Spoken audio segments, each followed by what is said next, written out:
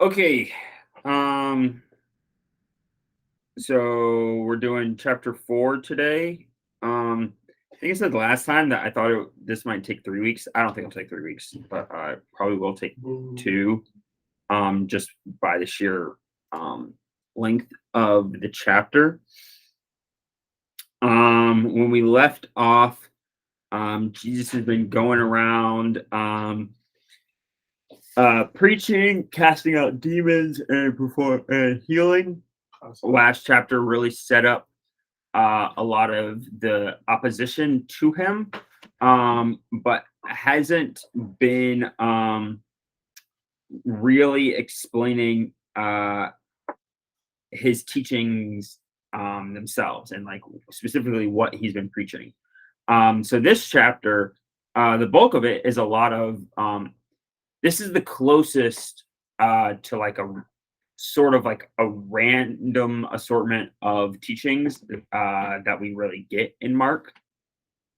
Most of the other ones are couched in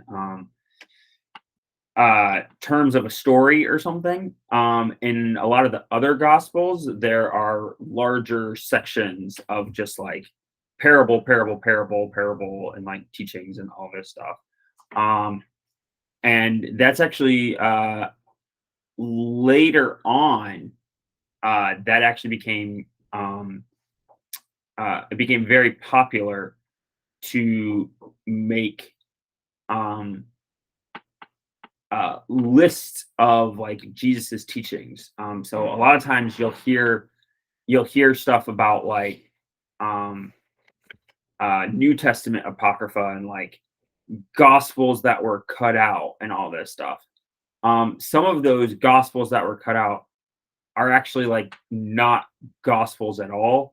What they are is they're cutouts of the other gospels of like sayings of Jesus and just kind of like listed. But a lot of the reason why those also got thrown out is because it became very common for people to like insert other sayings in next to Jesus's sayings. Here, Joel. And so they weren't legitimate, but it was by just throwing them in there in like list of saying, it was easier to convince people that, like they were legitimate because they were in there with no context. So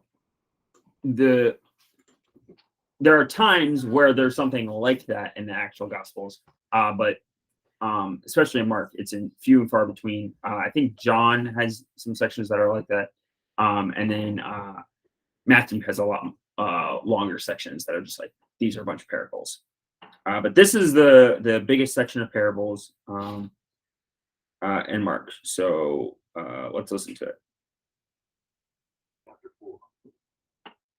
Again, he began to teach beside the sea, and a very large crowd gathered about him, so that he got into a boat and sat in it on the sea, and the whole crowd was beside the sea on the land. And he was teaching them many things in parables. And in his teaching, he said to them, Okay, I'm going to pause it right here because he's going to give this parable, and then he's going to tell the disciples the description of the parable. And I'm going to play through that whole thing at once. So just right off the beginning, he's still in Galilee, and so he's going to teach beside the sea. He gets into a boat. Again, if you remember, the Sea of Galilee is very low, and the mountains are like rising around it, and it's hilly around it, and so this creates like a lot of people talk about this about how it creates kind of a natural amphitheater effect. And so there was probably some element of that Jesus is using, and is utilizing that technique in order to teach large crowds of people. Okay. And also like this parable that we're about to read, all of you have heard the explanation of the parable. It's not terribly difficult, because it's one of the few parables where the text explains the parable. itself. And so because of that, a lot of people see this parable and use this parable as a sort of quote unquote key to the parables.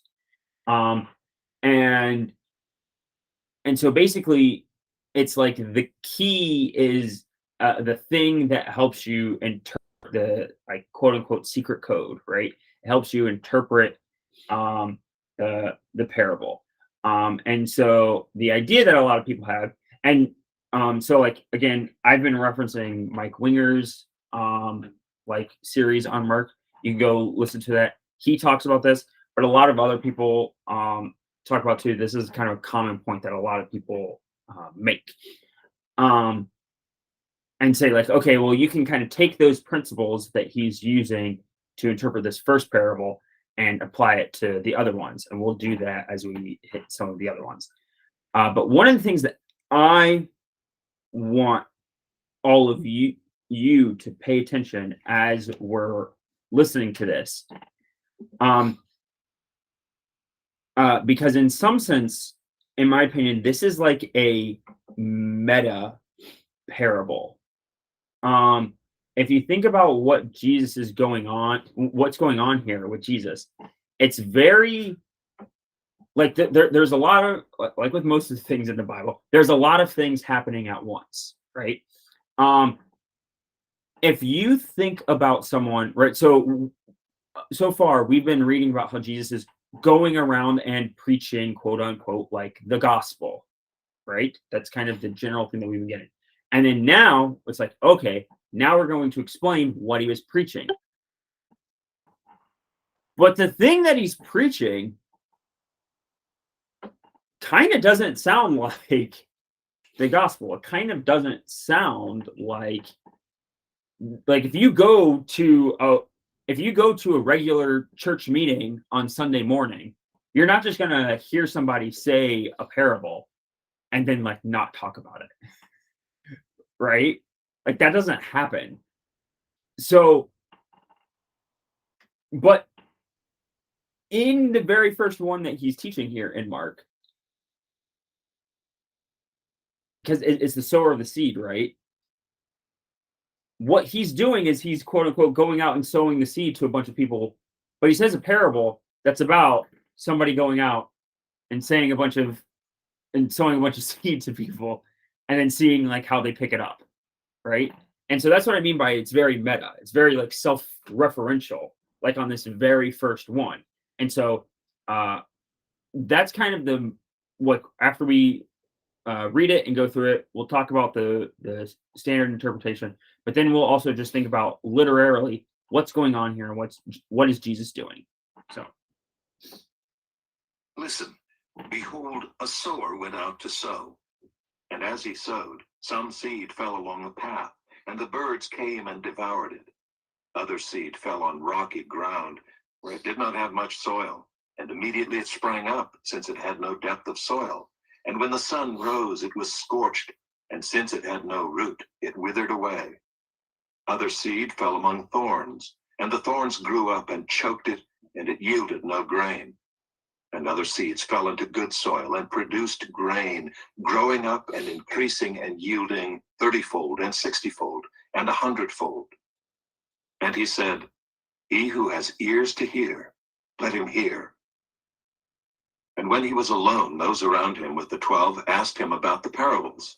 And he said to them, to you has been given the secret of the kingdom of God.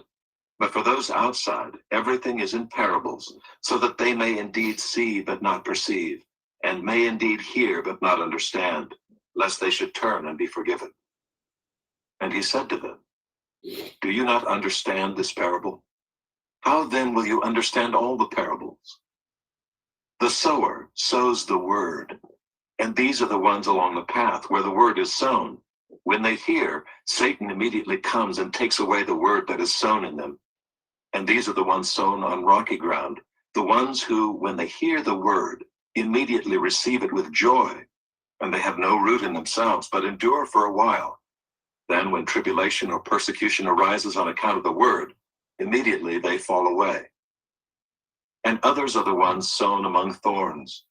They are those who hear the word, But the cares of the world and the deceitfulness of riches and the desires for other things enter in and choke the word, and it proves unfruitful. But those that were sown on the good soil are the ones who hear the word and accept it and bear fruit, 30-fold and 60-fold and 100-fold. Okay. So I know that was a long thing, so let's go back up to the top. So again, let's go through the initial parable, and this is straightforward because we already read the interpretation, right? So the sower is the person that brings the gospel. In this case, is like in this very specific first case, is going to be like Jesus, but later on, it's going to be the disciples and other evangelists. The birds are representative of Satan. The seed is the word, the gospel itself.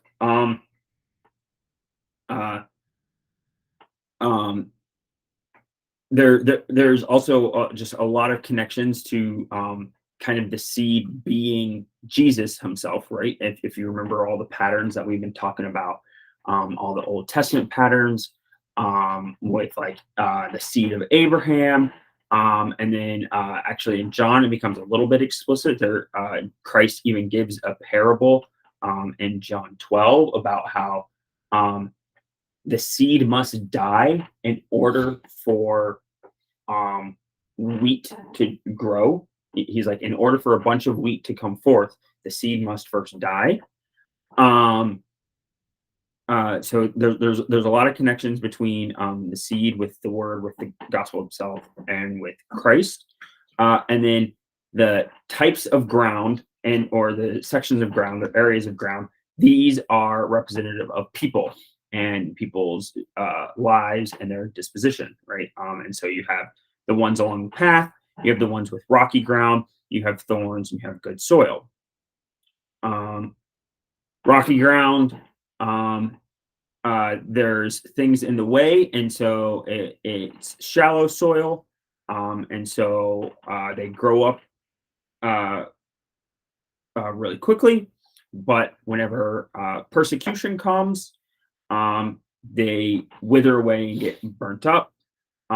Thorns, remember, thorns are a thing that came as a result of the curse. Thorns, in a symbolic sense, are representative of too many points, of too many competing interests, and they come in. So these are the worries of the world, right? That's what it says. These are the worries of the world. They come in. They choke out the plant, and they yield no grain, right? So they have no fruit, all right? And then good soil comes in, produces a crop, but produces a crop of varying yields. Okay. So kind of back to what I was saying. This is sort of a weird parable, right? If like it's not really a moral teaching. It's not even saying like, hey, repent for the kingdom of God is at hand, like what was referenced, like that John was saying to people and all that stuff. Really, if anything, it's just a description of like the world and the way that people act and the way that people respond. And so in some sense, it's kind of even weird that it's a thing that like he went around teaching, right?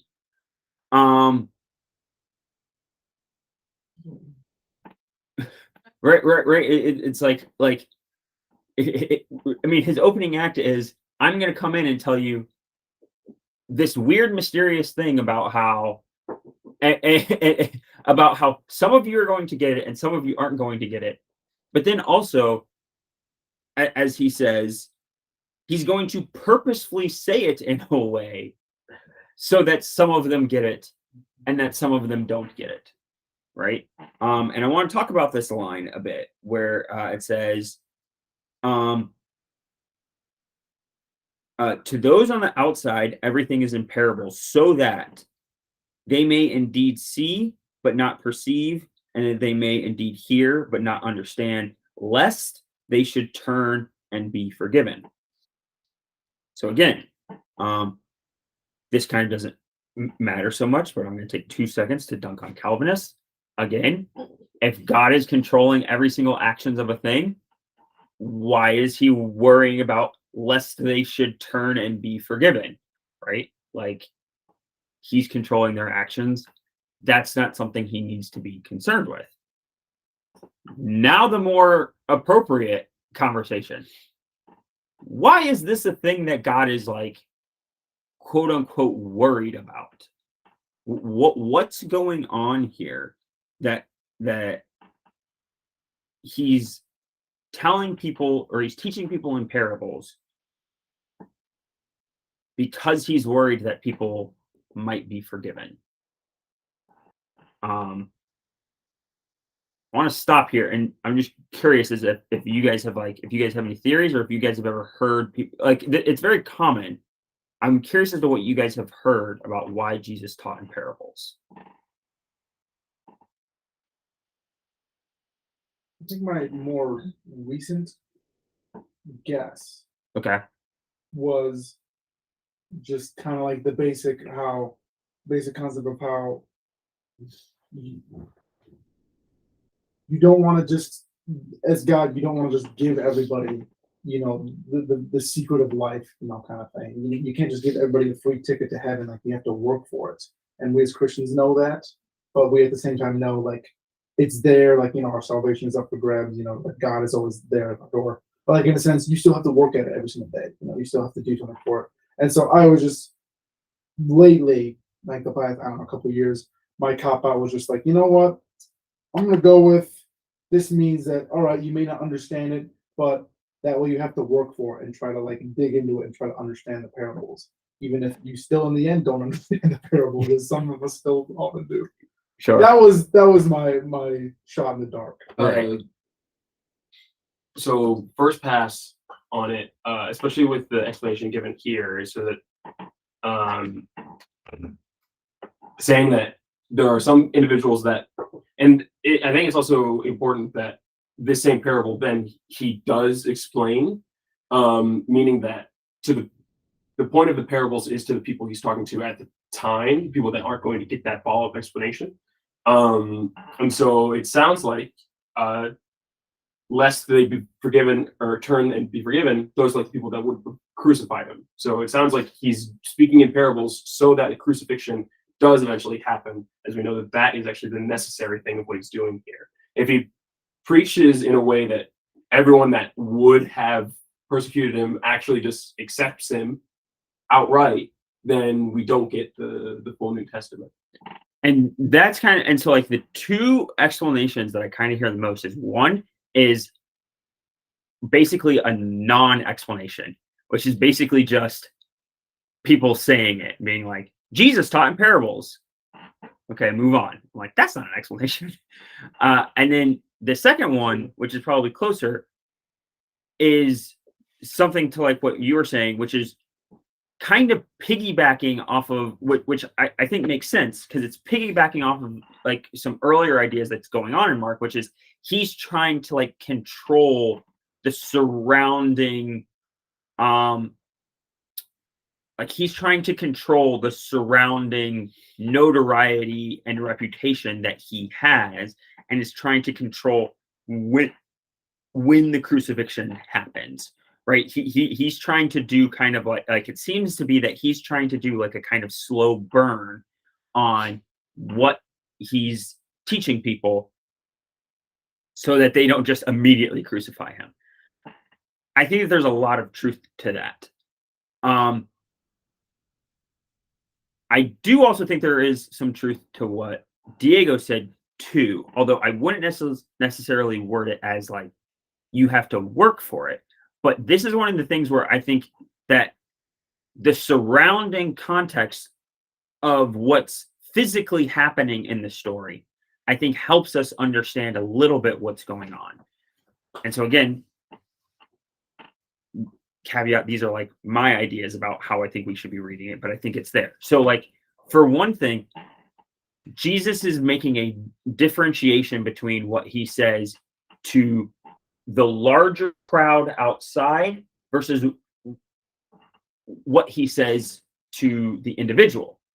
And he calls it a secret. Now, spoiler alert, because the very next thing, so there's a couple things with it. So one is I don't know how much you guys know about like Gnostic traditions and like Gnostic heresies, but one of the big ones is that I'm sure that we've already talked about before, but is the idea of like all like material realities are kind of evil, right? So they spiritualize like everything. But the other big important like thing about Gnostic teachings is the importance of what's called esoteric knowledge, and so or secret knowledge. And so for Gnostics, there is like secret knowledge in the world, and like if you can control this like secret knowledge, it can like bring you like a lot of power, and can also like help bring you out of the material world and like into the spiritual world. But this secret knowledge, like it needs to like remain secret and just be told to like certain people. So Gnostics really believed in like elite classes, right? Sounds like some And- sort of sub-Illuminati. It like really is that. It like really like they had a lot of like those kind of vibes where and so what it was it was like a power structure thing where it's like if you wanted to learn, like it's very much like Scientologists and like Scientology, where it's like if you want to learn like the real secrets, you come and like join us and like be our like disciples for like a little while, and then like we'll tell you. And so it seems like that is what's going on here with Jesus, right? The problem is that if you read the very next parable, which I haven't done yet, because it's like spoilery, but the very next parable is about not hiding a lamp under a basket. And literally what he says is secrets are or like Or no think fun. well kind of what he says what he says is oh my gosh, let me just quote it so I don't mess it up, but it literally says, for nothing is hidden except to be made manifest, nor is anything secret except to come into light. Okay, so the point that I'm trying to make is that Jesus is setting, so there's a strong emphasis in all of these things that we're saying that I feel about time and about Jesus doing like a proper time management of everything that's going on. And so what it is, and we've even seen stuff before this with like the whole fasting thing, right? Where he's like, now they're not fasting, but eventually they are going to be fasting. And it's like, now I'm teaching in parables because I don't want this thing to happen about them like being forgiven and not doing the thing that I need them to do, right? But at the same time, I don't want that to be the case forever. So I'm going to teach my disciples what it is so that they can then in turn go and teach others. Right. And so, well, then it comes in like begs into question, what is Jesus doing? Like if the whole point of like what he's doing is to just get his disciples to learn these things, he doesn't need to go out there and preach. He can just sit in a room with all of his disciples and like say these things. And what I'm going to argue is that what Jesus is doing is with his preaching and with his like bringing of the gospel, with everything that he's doing, he's setting up a new, like he's setting up like a new world, right? Like we can read this parable and we're like, oh yeah, it's about ways that people like deal with hearing the gospel of Jesus. Yeah, like that like we got that. That's fine, whatever. But like to the people at the time, what he's saying is like weird and wild and they don't get it. But also he's doing all these like he's doing all these miracles and he's casting out demons and stuff, and so they're just like, what? Like we don't really get what's going on. So we're gonna both try and follow you for all of like the material benefits that you can give us, right? Because we've talked about that a bit, but also at the same time, we don't really get what you're saying. And so like it seems to me that that's what Jesus is doing, is that Jesus is trying to really Jesus is trying to set up like he's trying to set up the world. I'm trying to say that he's trying to set up the world, but he's trying to set up the world by setting up his church, like if that makes sense, right? Because like what he's just describing is how the church is going to spread and grow and everything, right? By people going out there spreading out seed, and he's explaining how people are going to interact with that. And so but that's just a truth of like the world, but it's a truth of the world now. It wasn't really a truth of the world before he said it, right? Because there wasn't people going around and like preaching about Jesus's crucifixion, because Jesus' crucifixion hadn't happened yet, right? And so what he's preaching, and that's what I mean by it, it's like it's a meta self-referential thing that he's preaching, which is really weird and strange. Is he's like preaching on stuff about a state of the world and how the world is going to work before it even happened, right? Because he hasn't died yet.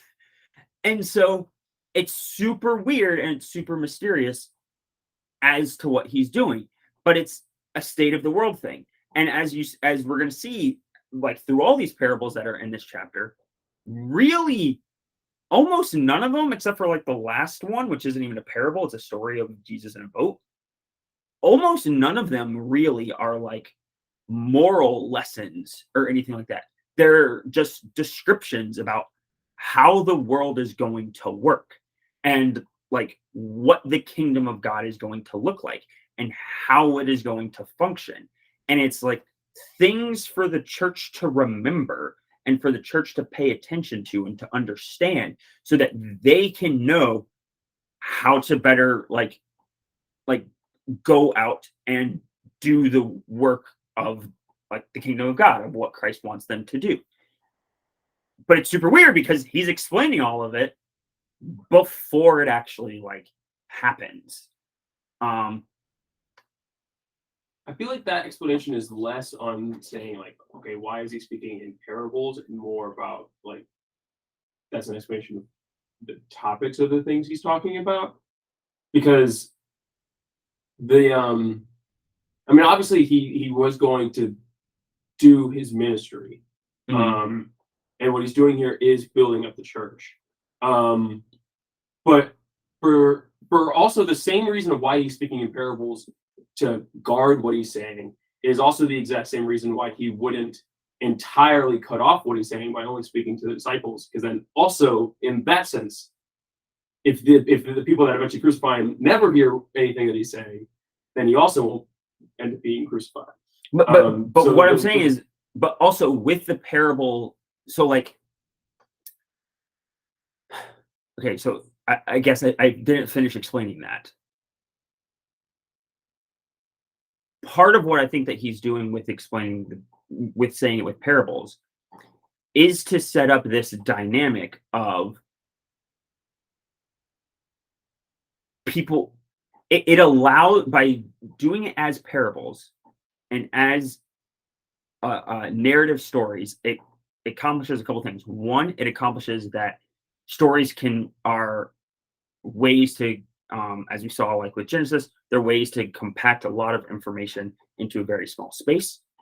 but also it allows for people to take it differently, which is what his whole first parable is about. It's about how different people are going to take it differently. So it allows for different people to take it differently. And so because of that, it's going to allow for some people to reject and it's going to allow for some people to accept. Part of how people are going to accept it is what the disciples are doing. Because the disciples are in the inner circle, and the disciples have a relationship with Christ, and they come to Christ for that explanation. That's how people can come to understand the parables, right? And so part of what doing it as a parable does is it allows you the twofold benefit of keeping people that are not serious or are like you don't actually care about what you're doing, don't care about you, don't care about showing loyalty to God and just want to use them. It keeps them far away and it keeps the people that really care close, right? So I hope that's more of an explanation. Or do you have a question? No, where I would that's a good word. But yeah, it's kind of like one way to look at it is if he wasn't speaking in parables and was just saying like, hey, some of you are gonna follow me, some of you are not, blah blah blah. Say he has a group of 100, they can all be like, oh yeah, totally, we'll be with you. And then he can invest time into discipling them and bringing them in, but then as soon as a gust of wind comes, like 50 of them are gone. He just wasted that much time. And then you have the second group, which he invests more time, blah blah blah, and then some more tribulation comes. Then he loses another 25. Right. And So might as well just try to get to that last. And that's what I'm trying to say by like the very act of saying, and that's why I try to call it like a meta parable, is like the very act of like saying the parable accomplishes exactly what you just said, right? It accomplishes the goal of what he's trying to explain in the parable. And so it's goofy like that. It's like Yes. So for the line for they might therefore okay, for the line of lest they should turn and be forgiven. So I saw a number of things that were trying to argue this about how this verse should be taken. And so there were like a bunch of quotes, but the one was they might therefore avoid a greater condemnation for having rejected a clearly understood truth. So some commentaries were trying to argue that the reason why he's saying it in parables is that, oh, well, this allows them to reject the parable, which isn't as big of a sin as rejecting the clarity of the gospel that'll come later. I thought that was kind of a weird explanation for it. Because one, it kind of does, and maybe I'm reading the text, like I might be reading the text too literally whenever it says, lest they should turn and be forgiven, right? That seems like we're intending for this to not happen, right? Yeah, and by that wording, it sounds like, okay, that's the unfortunate outcome of like, okay. Well, he needs someone to kill him at the end. Yes. But I also think that it's a and so this is one of the things that I was trying to like explain about that, or that I was attempting. I don't know if that would work. Like, I guess I don't have a great way of trying to communicate this idea, but it's basically the idea of so we talked about last time a little bit about why like humans get a path to redemption, but like angels don't, right? And it does deal with this. Or like I'm theorizing, and other people have too, about that. It has to do with this idea of like how much revelation you have, right? And so you'll hear a lot of times people say this line about people are judged via the light of the revelation that they have. The problem is that if you just have that, you'll hear people make the argument of, well, then it's actually better to just never tell anyone about Jesus, right? Because then it's like, well, if just everyone is ignorant of Jesus, then we all have our best shot of like getting into heaven, right? I don't think that's one. I don't think I think that is sort of true, but I don't think that it's the whole truth. And what I actually think is going on, so yeah, so this is what I want to say is that this is a theory that I have, but I think it's a pretty good theory, which is that when the judgment comes, whatever decision is passed on to people about whether, right, you're a lamb or you're a goat, right, whether or not you're going to be cast out or whether or not you're going to be brought in, I think when that finally happens, I don't think that anyone is going to disagree. I don't think that the people that are brought in are going to disagree. And I actually don't think that the people that are cast out are going to disagree either. And part of that is that part of that rationale, I think, that's going to be in God's favor is he's going to display to people, hey, I did reveal myself to you. And whatever decision that you ended up making, I did reveal myself to you.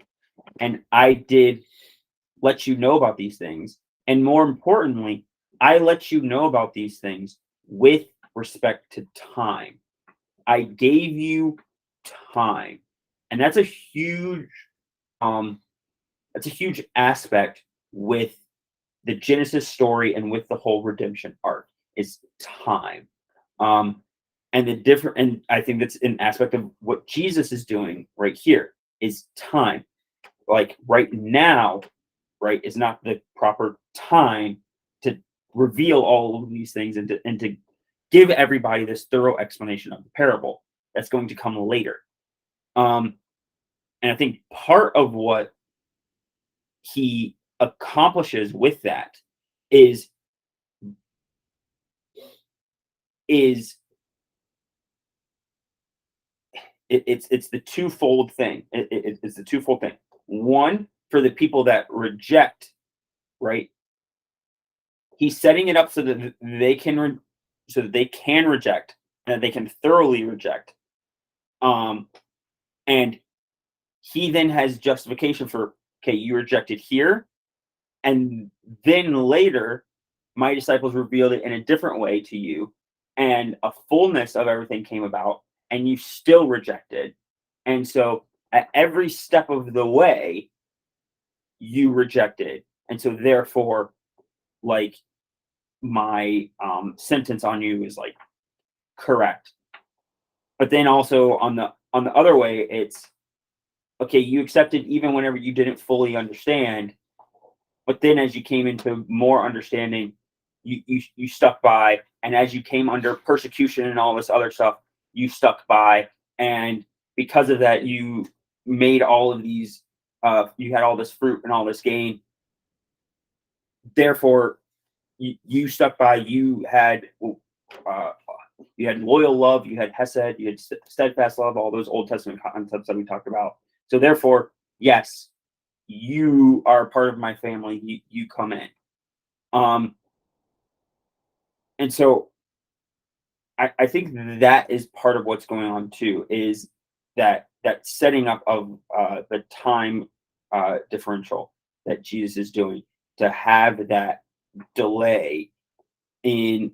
So I don't think that it's I don't think that it's necessarily that so like the commentator said, so that it's like to save them a greater condemnation. It's to set up, right, where we talked about that like hardening of people's hearts thing, right? It's to set up. I'm like keeping you at an arm's distance, and I'm keeping you at an arm's distance. I'm displaying like who I am, and you're having a choice to reject me without like fully understanding.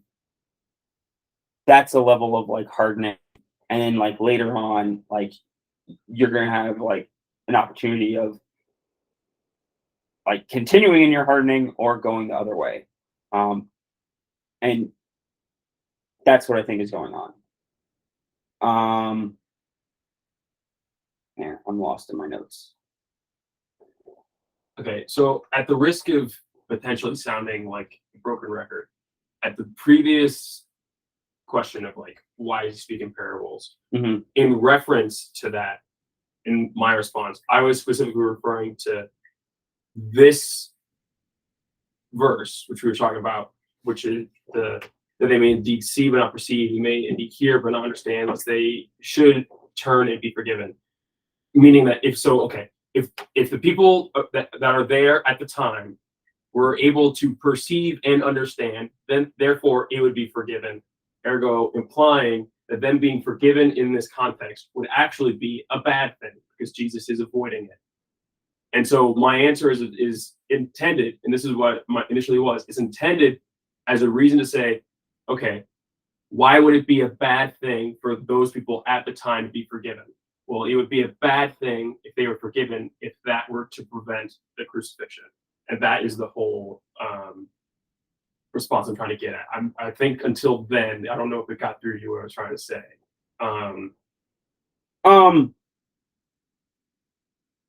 No, I think Because yeah, Nate got it too. yeah. No, I thought I got that. Right. What I'm just saying that it's like it's a different. He didn't want you to think you were wrong. No. Well, I mean, I like. Well, and it's. well, but I'm it's just not. saying the direction you went in was very different. You stopped him way too late then.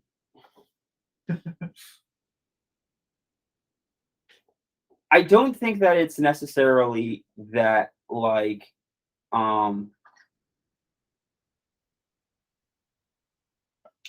so it's hard to say like in what context that they like would have been forgiven, because like I don't think it's proper to say that like it would have been a bad thing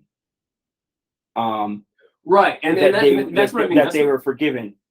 I think I think what you're trying to say is that it would be a bad thing that they were forgiven at that point, but they could have been forgiven later because they needed Yes. to commit the. Well, obviously, which is the reason Right. why at the time he speaks in parables to the larger group. Right. But then later, if they were able to be actually preached to by a disciple, they could actually be told exactly the meaning. I think there's some of that going on, but I think there's also, but I think that also implies that like the whole that like later on the whole group would like turn around and join them like after the crucifixion. It implies that maybe a few. Yeah, Maybe. it more so is just saying that like is implying that there were some people that condemned Jesus at the time, that his words, if spoken clearly, would have actually prevented them from doing so, which might have led to a different outcome.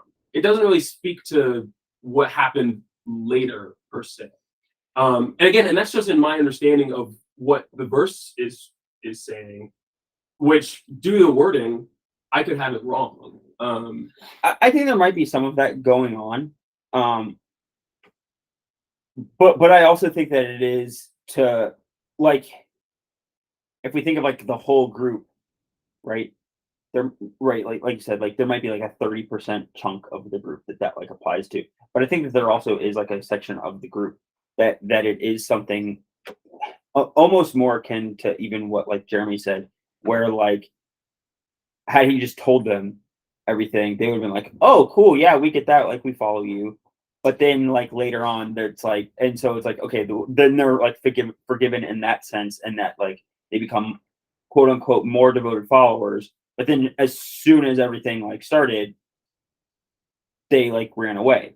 Now the one thing that I would say against that is literally what happened with all the disciples Right. is that Well- they all like ran away, but they also then came back too. So it makes more sense to me to say that that kind of a phrasing is like it's in the context of the story, it's kind of a now and future statement, right? Like the statement is a kind of a now I'm saying it like what you said for all these myriad of reasons, but then also in the future, because like what I was trying to say, which is that I think it's trying to set up this world into this different dynamic, and for like the lack of a better term, for the new dispensation, quote unquote, that like Jesus is like trying to set. Right. I think in while principle, also not trying to like do a lot of crazy dispensational stuff. I think in principle, Yeah. what you're saying is the same thing that I'm saying, but your now and later is like physically then to like future to us. Yes.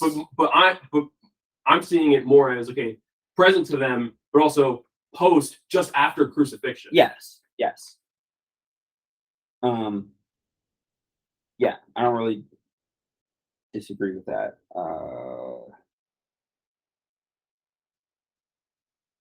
Sorry, let me find where I was. I'm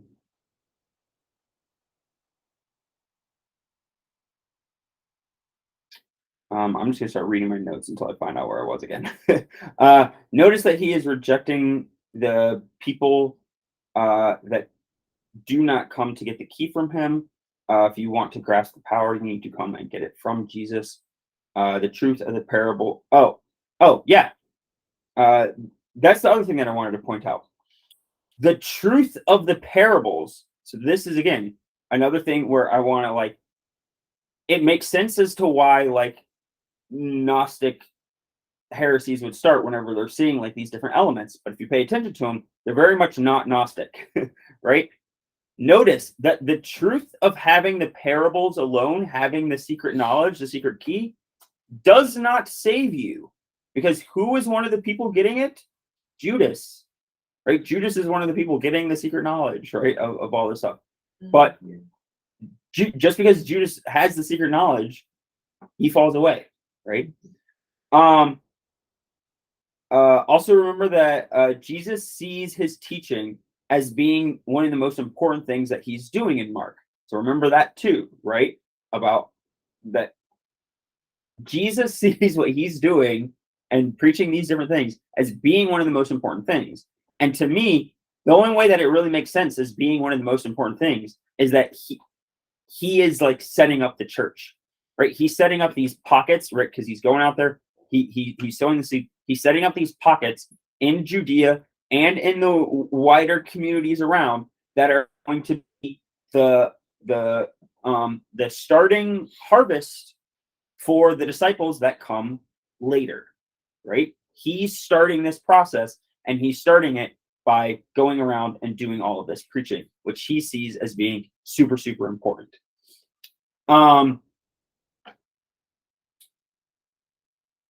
Which is exactly what I said next. Why is Jesus preaching these things? He's essentially preparing the world. He isn't really giving a believe in Jesus message. He is describing how the world will be after this point. But before this, people weren't going around preaching to the whole world. There were itinerant Jewish preachers that went around and taught. We've talked about this. They would go around to different synagogues or whatever. But he's setting up his church and the conditions for the future. Okay, so we will read the next one, even though I kind of already explained it. And he said to them, Is a lamp brought in to be put under a basket or under a bed, and not on a stand? For nothing is hidden except to be made manifest, nor is anything secret except to come to light. If anyone has ears to hear, let him hear. And he said to them, Pay attention to what you hear. With the measure you use, it will be measured to you, and still more will be added to you. For to the one who has, more will be given, and from the one who has not, even what he has will be taken away. Okay. So it's interesting to me that ESV kind of puts that all under the same section, because that really seems to be two different parables. You have the lamp being put under a basket, and then you have basically Pareto principle stuff. So the basket one we already talked about. For nothing is hidden except to be made manifest, nor is anything secret except to come to light.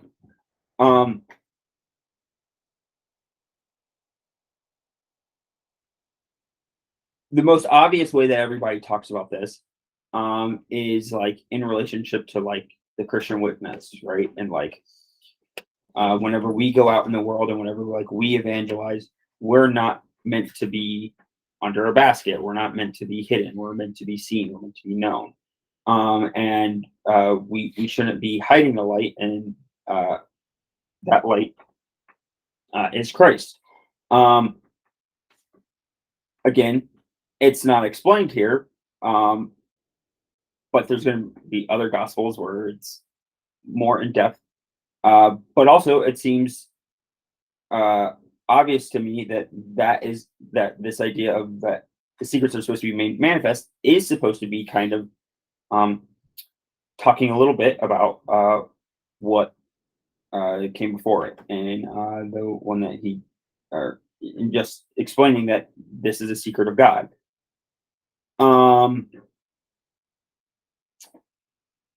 For the next one, pay attention to what you hear. With the measure you use, it will be measured to you. And still more will be added to you. For the one who has, more will be given, and from the one who has not, even what he has will be taken away. This is very similar to and the Beatitudes, where it says basically the same thing, that to those who have, more will be given, and for those who do not, even that will be taken away.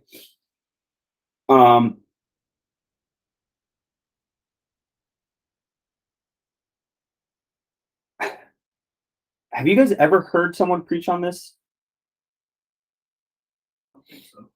I don't think I have either. Brooke mentioned the measure part a couple weeks ago in our small group. About it. Yeah. Well, So- sometimes it's mentioned a couple different times in the New Testament in various different. That is true. Wait. It is. Well, because there's the other parable about a master giving money to his Yep. servants, which is a similar. No, but she like, used the parable. measuring. Is the one that she used. Is that Okay. used multiple times? There's, I can't tell you off the top of my head. because I know there's that, and then it also says the measure that you use to judge others, the Maybe same that's what measure she will be said. used Right. on you. Either way, the answer is still basically. Well, the thing that's interesting, and usually that's used for like in like the context of judging, right? And so like, don't judge people like lest you be Like the judged. golden rule. type That's a thing. Yeah. different section, not this spot mark. Yeah, yeah. Saying that it's used multiple. Right. And I was gonna say exactly that basically that's kind of not the idea here. For pay attention to what you hear. With the measure you use, it will be measured to you, and still more will be added to you. So it's more like pay attention, to like what you do, and like what you do will like come back and be given to you. And so therefore, for to the one who has, like, if you are doing things to grow, more will be given to you. But if you're not, and like you're squandering that time, even that will be taken away. And so, like I was saying earlier, neither of these like parables are really like, they're not really moral teachings, right? They're not really calling you to do one thing or another. They're just descriptors of the world and like the way that things like should or do or like should work. In the case of like the lamp one, it's a should thing, right? Like hidden things should be made known, right? And personally, I think that one of the reasons why like this isn't really preached on is because it's not really a moral teaching. Most of what we do in the modern church is moral teachings. And part of that actually is like a little bit of a failure, I think. And it's interesting because honestly, the first time I've ever heard anyone teach on this or preach on this, quote unquote, is actually Jordan Peterson. He's like the only person that I've ever heard talk about this. And he talks about it in the context of like economics. And that's why I said like the Pareto principle thing, because like that's what he's talking about like how like a lot of times people will call it the 80-20 rule or whatever, where like 20% of like your workforce does like 80% of the work, basically, like by and large. And so because of that, it's like most of the like high end people that do most of the work, like and collect most of the stuff, like it's a very small percentage of people. So this is And- just ranting about capitalism because as we know he's a socialist. Well, and so this gets into why is it in here? And I actually think that it's kind of that I point. hate when I'm right. It's except for you're not right. Good. It's not that Jesus is ranting about capitalism. It's that Jesus is pointing out a state of the world and saying, this is what it is. Stop being upset about it. That's what it is. And so it's not him calling it out. And so why is he doing that?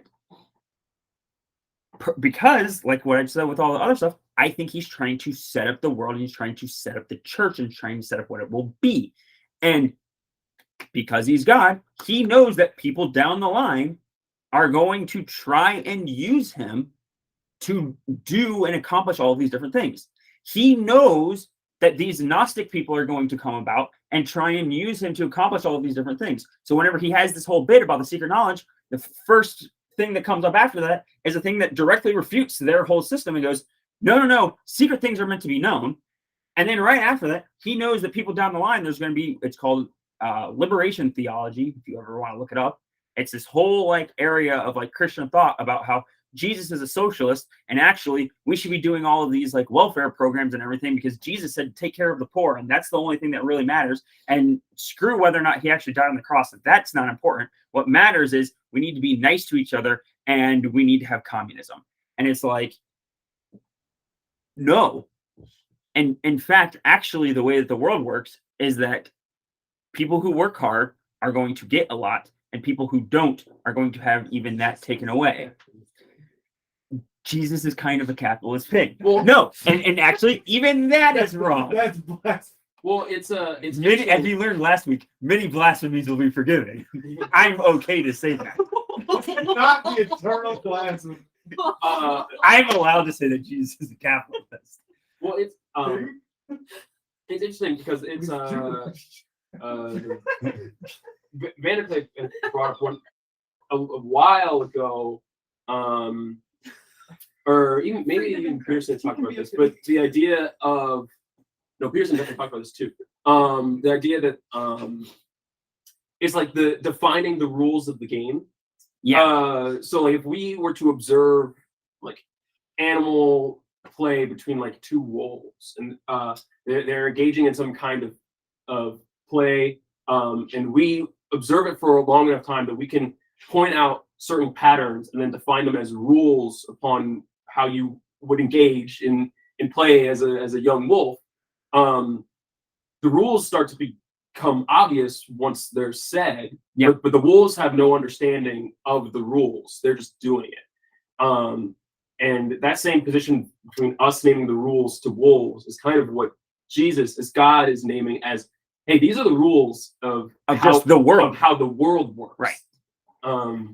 And from the idea of who is God, this is another, or who is this Jesus person, this is another act or assertion that would be like, okay, who can have this kind of perspective to name the rules of the universe? It's God. Well, and also what part of what he's doing whenever he does that is, and why we need to know them, is because when we get informed of these, right? Because this is like revelation, right? Whenever we learn what like the rules of the world is, what happens then is that if we then try to transgress those rules,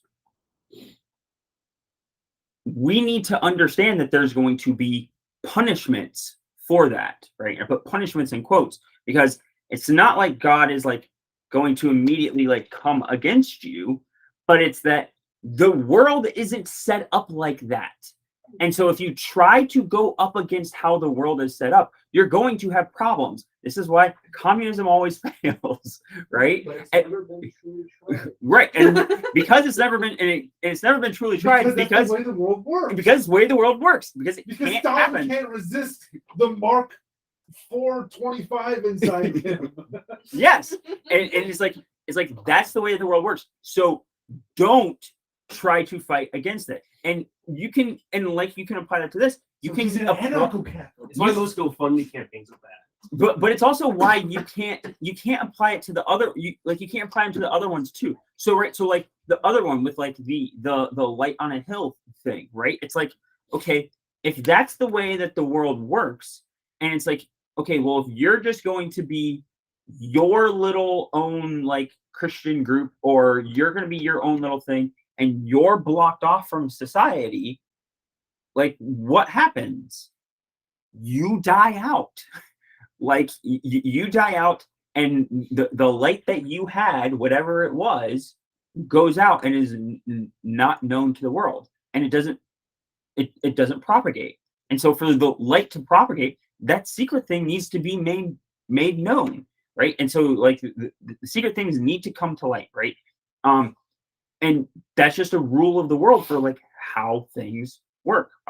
Otherwise, there's going to be problems, and like the world's gonna, like the world, quote unquote, again, is like going to come against you, and right, and like you can even like you can then start taking these and apply them to like other like random stuff, and like be like, okay, this is why like governments like the United States have problems with conspiracy theories, right? Because you hide all of these different things, right? And you can extract these like morals and stuff to like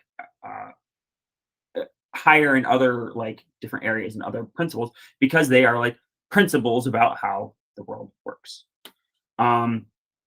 So I think I'll stop it there. That way we have like enough stuff to kind of go over for next time.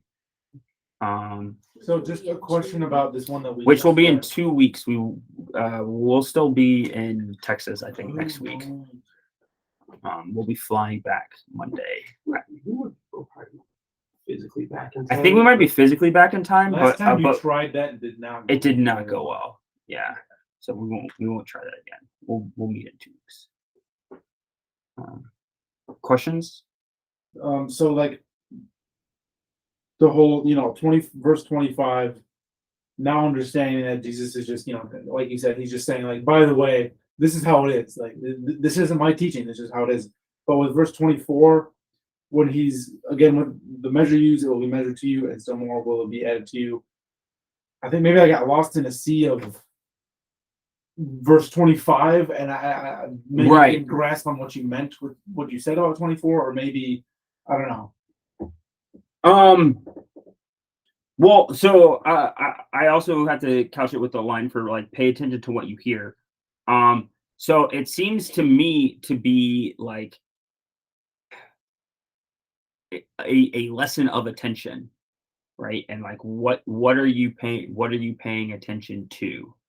Um, and so this is like, okay, if you go like watch like Jonathan Peugeot and stuff, like he talks about this all the time. This is like his like big thing. Again, this is also a Jordan Peterson thing, but it's like whatever you pay attention to, like that's the thing that's going to like grow in your life.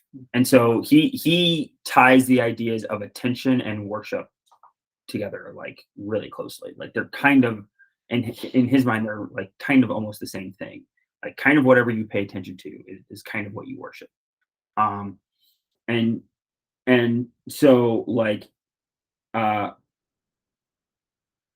whatever, so pay attention to what you hear because that's what you're going to focus on, that's what you're going to learn from. With the measure that you use, it will be measured to you. How to take that, I like, is up in the air, but it seems to me to be like a so measures were typically like a thing of commerce, right? Your thing of like what you of weight.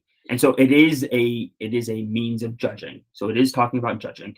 But I think it is also talking about like work and effort that you put in, right? So like the measure that you use, like it's like how far you go, right? And so I kind of take it as with the measure that you use, so like the amount of work that you put in, it will be measured to you. That work will be like put back, and still more will be added to you. So like there will be a return on your gains. And then that leads into the verse for one who has. And so it's describing the way that it seems to me to be describing the way that effort is connected with like payout, right? And so this is a means of him like maintaining like this is the way that the world works. And part of it is it might seem a little bit weird to like an American audience that goes to church all the time to hear like Jesus talking about like economic principles and stuff. But actually, like if you read, well, kind of, but if you read if you read the Old Testament, like a lot of it is about economics actually, and about like various economic principles, and about like because like land ownership was like a big deal for them, and like how to resolve debt and like and all of this stuff. And like part of one of the issues that they were even like having that they had in the Old Testament was that like if you weren't like if you came into debt, right, you would have to you couldn't sell your land because it was like ancestrally owned. And so what you did was you like sold it for like a time to like ideally to one of your neighbors who were like supposed to be a part of like your clan, and then you worked for them as like a debt slave kind of a thing. And this is, but that wasn't supposed to be like forever. This is why you had like years of jubilee, you had all these laws like about it. But what people found was that people that were really good farmers that knew what they were doing, that were good at like investments and business and stuff, a lot of times they would end up taking over like the whole like clan territory, right? Because they like had these issues. And so that's actually why the Bible or the Old Testament instituted all these laws about like the laws of Jubilee to like give it back and all this stuff. So part of what I think Jesus is doing here is he's expressing that principle and everything that like happens. That's not just going to be a thing like here, or that isn't just a thing here in the Jewish context that we're dealing with. That's a thing that happens everywhere and also for you to understand that that's a thing that's going to continue to happen even as my kingdom seeks to like overcome the world. That's a principle that's built into the world that's not going away. And so you need to learn to deal with it. So Yeah. The only other thing with that is that it is an economic principle, but it's not merely an economic principle. I mean, you can, Right. you know that. But I mean, obviously, it's easiest to explain in economic terms because it is like it's a spiral up, spiral down kind of system. yeah, it goes for any endeavor that you do. It goes for any kind of creative endeavor that you do. Like, I mean, the amount of time that you work on a painting, like, it's going to get better. The amount of time, and like the amount of time that you spend on a video game, you're going to get better at that video game, right? The amount of time that you spend on anything, that is going to come. That's going to be what comes back at you. And so you need to pay attention to like what you're doing, because that's what's going to come back to you. So it's like it's almost a karma principle, but not really. It's not necessarily like, I think a lot of people try to apply it that way so that it's like about like good things, but it doesn't really like explain the and like the second part of like, for those that don't have, like, that will be taken away. It's like, okay, that doesn't really work on like explaining it as like a merely karma thing, but it kind of works too. There was one other thought I had just about the that first parable, Mhm. how Jesus basically explained it all, so there was not a whole lot of confusion, I guess, for that one. But No, I've always kind of looked at that, or just received that in thinking about how to handle your own faith, and I think of people who have grown up with and seen following because they had their roots in the thorns, or because I've Yes. seen people who didn't have, who had a stony ground. I just think of people who like were really gung ho for Jesus when they first like get saved, and then something kind of scary to them comes up about theology, and they don't really know what to do, so they Right. kind of do the easy thing.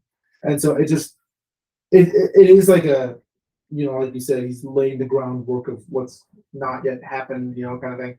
But I still see a little bit of a teaching in that. oh no, there 100% is, especially for people in our context, right? And it's just not just, you're not gonna, have a positive impact on somebody if your roots aren't rooted in that type of good soil. 100%. And like, and also, I don't think that we want to say, and I don't think Jesus is even implying that anyone's soil, so to speak, is static, right? Like your soil, like the condition of your soil can change.